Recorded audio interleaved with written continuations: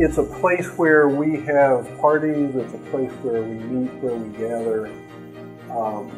And then it also serves as an event facility for weddings and things like that, just so that we can generate enough money to maintain the trolley barn.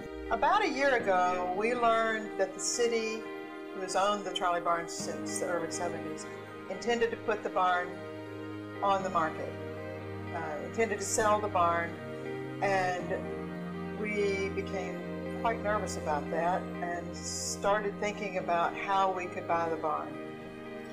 If the barn were sold to someone other than the current manager, that would mean it would be developed for some private use, possibly residential, possibly commercial. It's important that the neighborhood retain possession of the trolley barn because it's such an important piece of Inman Park's history. It's part of the reason that Inman Park's even here. It was the end of the line for the trolley line that ran from downtown to Inman Park. That facility was about to fall in on itself, and it was becoming this huge eyesore right in the very heart of the historic part of Inman Park. And in true Inman Park spirit, a bunch of neighbors got together and said, we can't let this happen. We've got to restore this beautiful old building. From the get-go, the City of Atlanta and the Inman Park Restoration, as we were then called, were a team. But there were a lot of people that got involved just because they liked it and because it was such an unusual structure and such a great example of Victorian industrial architecture, which there aren't many left.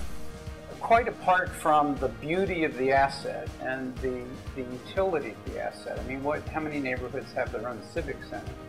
And it's not a utilitarian, institutional brick and mortar civic center. It's a gorgeous turn of the 20th century wooden edifice with beautiful arches, no support posts in the middle, just a gorgeous facility that serves as our neighborhood civic center. So the emotional investment is really, I think, not to be minimized. The sale will take place this spring, we understand. So we are trying to raise enough money so that the current 501c3 that manages the barn can buy it on behalf of the neighborhood. And we will have to pay the fair market appraised value for the facility as an event facility. So we're thinking that'll be somewhere in the neighborhood of $600,000 or maybe a little less. We need people to donate in any amount. We can take donations of $25, we can take donations of $500, $600, it doesn't matter. We'll take any and all donations that we can get. They will be completely tax deductible.